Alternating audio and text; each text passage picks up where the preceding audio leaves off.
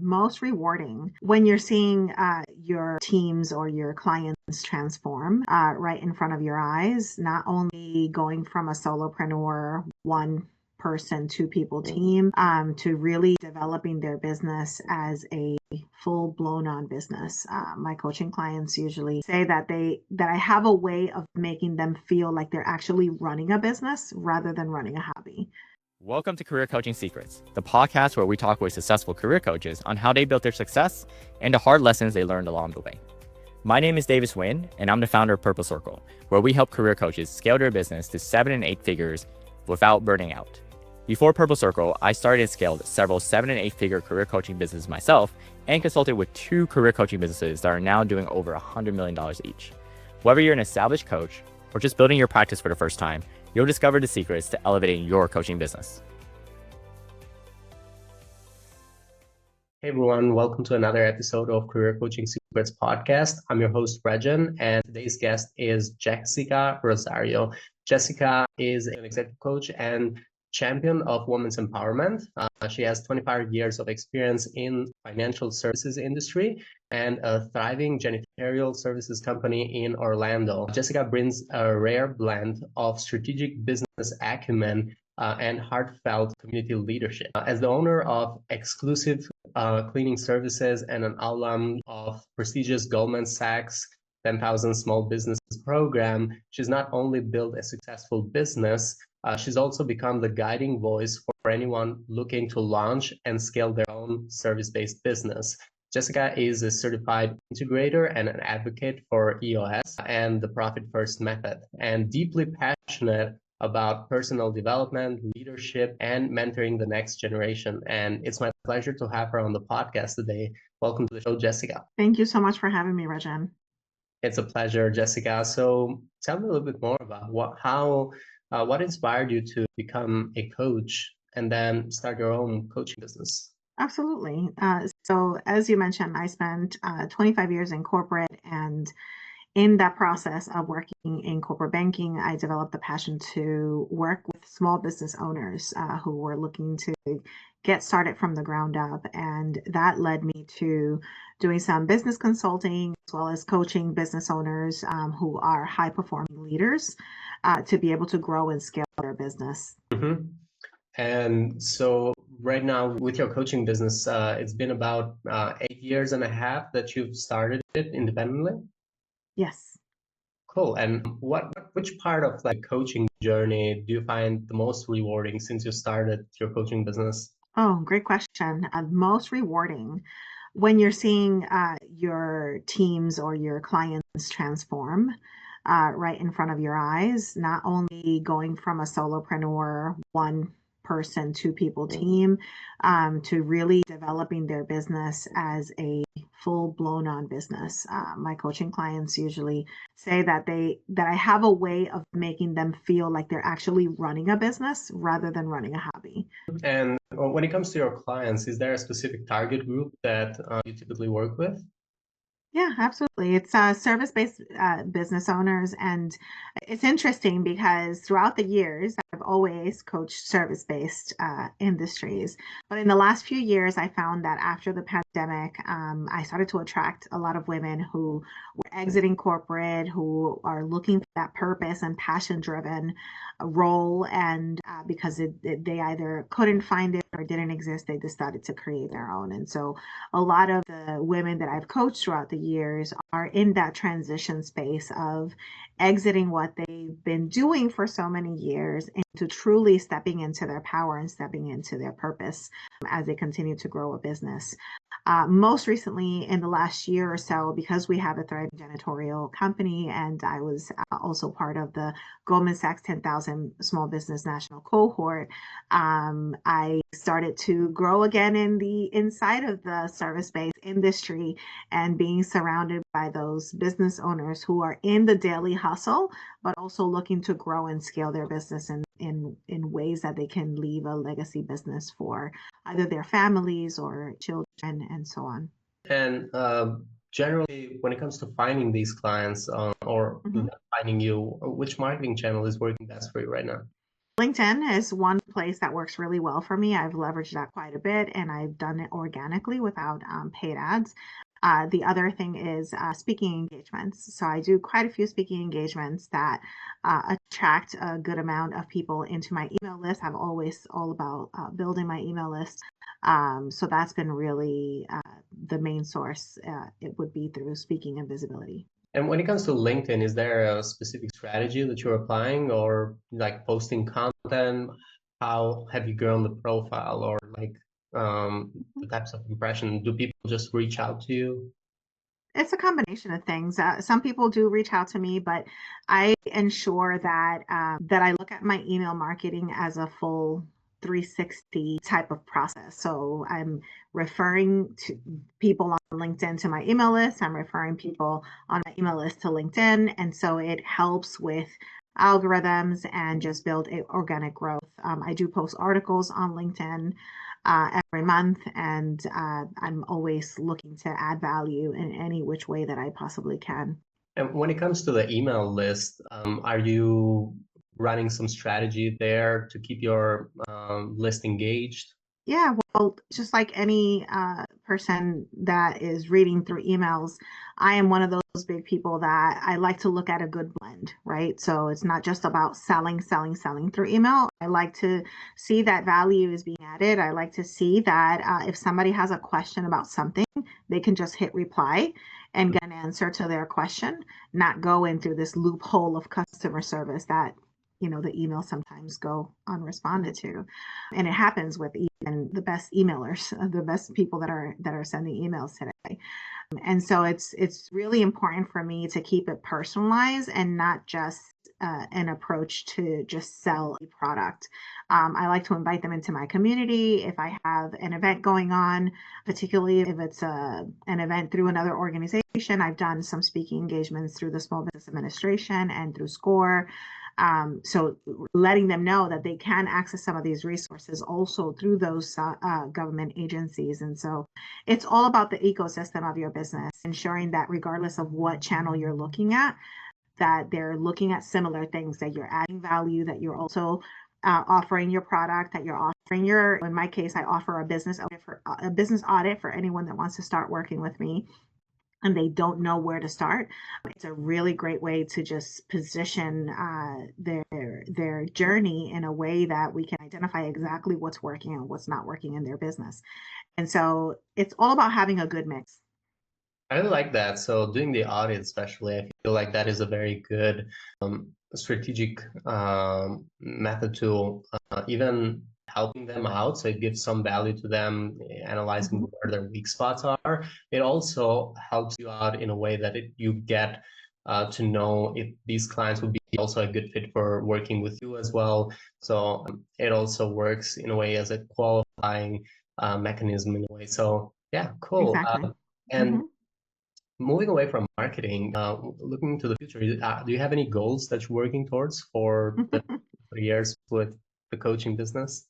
Actually, recently, within the last 6 months or so, my husband and I have started coaching together other business owners. And so we have a lot of dreams and things behind that. And so it's all about, we're in that planning stage right now. We've done some things with local organizations and local trades organizations as well that focus on being, a married couple and building a family-owned and operated business. So that's something that's definitely coming down the line. So is that going to be still within the coaching industry, or are you thinking of like a Mhm. service-based? It's going to be still within the coaching industry, but the target will be service-based industries, janitorial, plumbing, HVAC. Those are some of the folks that we're seeing right now. I see. So kind of like an upgrade of the current business that you have is just like having your husband also in the team, working together. Interesting. I Mm-hmm. really like that. Yeah, we both bring in a different, like our own unique skill set, right? I'm more of the strategic planner, productivity, high performance leadership, and he is more on the sales and nurturing the clients and building relationships. And so he's all about that nurture side, and so we both add something very unique to the table. That is amazing. I wish I could have a similar setup too. So Yeah. cool. Is there, when it comes to investments within the coaching business, Mhm. has there been any investment that you feel that you've actually gotten a lot of value from, and it has helped your coaching business grow? And that could be any coaching programs, masterminds, community, Mhm. or whatever it is that you feel like actually it helped you grow your coaching business. Absolutely. I mean, it comes in so many different ways. You have investment of money, but you also have investment of time, right? And so it's a combination of things. I am Minority Women Business Enterprise certified through multiple agencies here locally in Central Florida. And so I do leverage the WeBank certification, which is for women business entrepreneurs. I do leverage local county certifications and statewide in the state of Florida, WeBank being the national certification as well. And so, of course, there's a cost involved to all of these, but there's also been other coaching programs and things that I've invested in throughout the years, particularly with my certification in executive leadership and high performance. And then, in addition to those, is the elite and prestigious selection processes of programs like the Goldman Sachs. I literally just graduated from the Goldman Sachs program 2 weeks ago, and it was incredible experience that I highly recommend to those who qualify, because you do have to go through a rigorous selection process and qualification process to be in the national cohort. So there is an investment of money and there's also an investment of time. And those that don't do either need to consider at least one, because I think it's really important for the growth of any business owner. I think when we talk about, I'm a huge fan of John Maxwell. And so when we talk about your capacity to grow, your business will grow to the level of your capacity. And he calls it the law of the lid. And so where your lid is, that's exactly where your business is going to meet. And so if you're looking for your business to grow, you also need to grow yourself. So I don't step into any day thinking I know all the things. I step into any day knowing that there is something new for me to learn every single day. Absolutely, and that's a great mindset. And Mhm. well, I wanted to ask, when it comes to the Goldman Sachs graduation, that is typically focused only on the financial services industry, right? No, not at all, actually. There are people from all industries, all avenues, and each cohort tends to be a little bit more industry specific, each group, each section. Mhm. And so that way they don't have a group that's 40 coaches, because every group was about 40 people, 40 business owners. And so in my group, we had a little bit of everything. We had therapists, we had janitorial, we had physical personal trainers, we had consultants, construction. So it's a combination of things of all the industries, and it's just an incredible program to help you navigate through the foundational parts of your business so that you can prepare yourself to scale and grow. Thank you for sharing that. And as Hmm. you were explaining that, I was thinking in terms of investment. So coaches always are investing in themselves. And then when it comes to the clients who need to hire coaches, do you feel that right now there could be that mindset of, oh, well, I think I can figure this out on my own, or maybe they don't believe in coaching? Do you ever get that feeling? Oh yeah, all the time. Especially when funds are limited, right? People look at it as a cost rather than an investment. Mhm. And that's really a shift in mindset. Are you in a fixed mindset or are you in a growth mindset? So that never goes away. I think throughout the years, I've been coaching for about 8 years now formally, because I was coaching prior to that. Um, but that feeling never goes away. I've seen a combination of those who won't invest because they don't believe in it. But I've also seen those that do invest and are burned by investing in programs that were highly priced and didn't deliver the results that they were looking for. So people base their decisions on experiences, and that could be one of the reasons why they don't. Do you think, or is there a way that you're doing this? Meaning, is there a way to how we can help them understand the real value of coaching? The way I look at coaching is, what have you done in the last 90 days that have brought you success? And I'm a huge fan of the 12-week year, which with EOS, they talk about 90-day rocks. So they're similar in concept.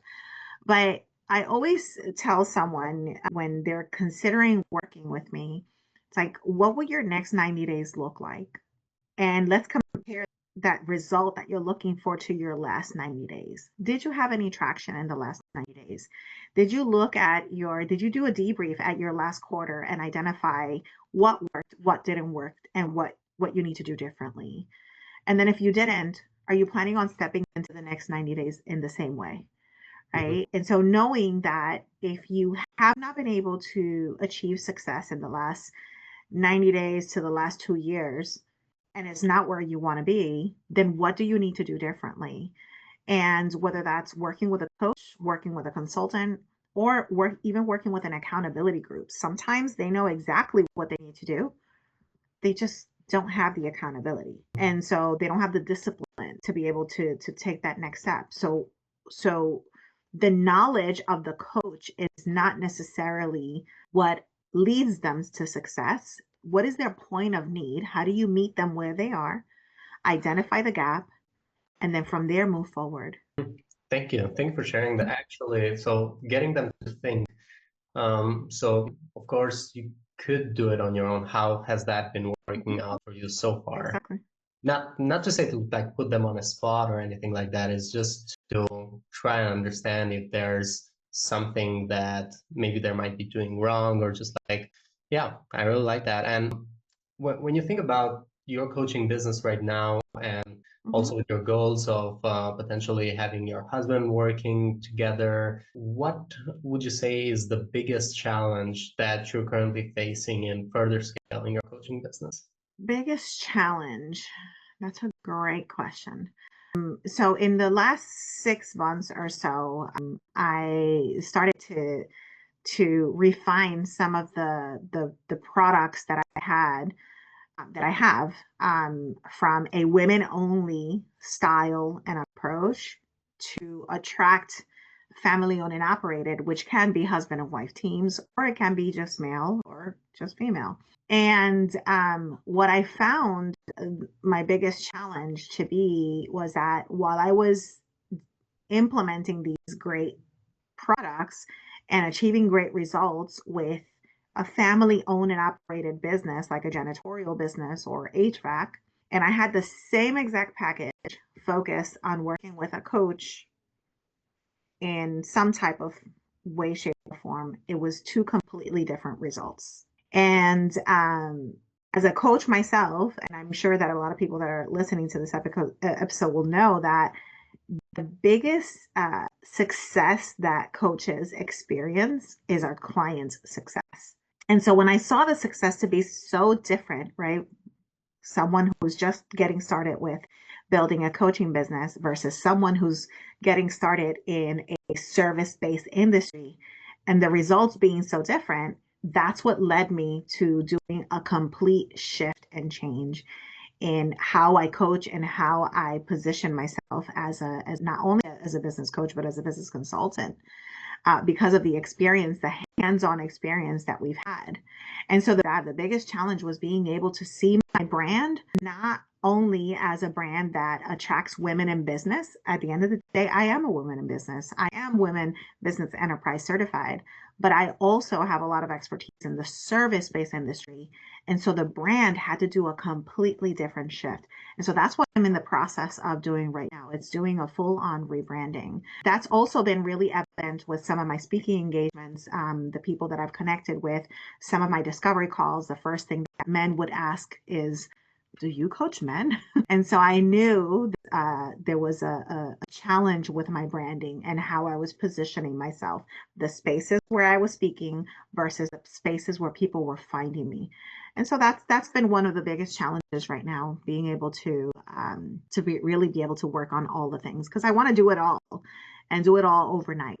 But the reality is that, my team, I have a couple of people on my team that support me in my business. And so they can't do it all. So we're definitely identifying the areas that are those quick wins, those low hanging fruits, and those priorities so that we can focus on that next thing.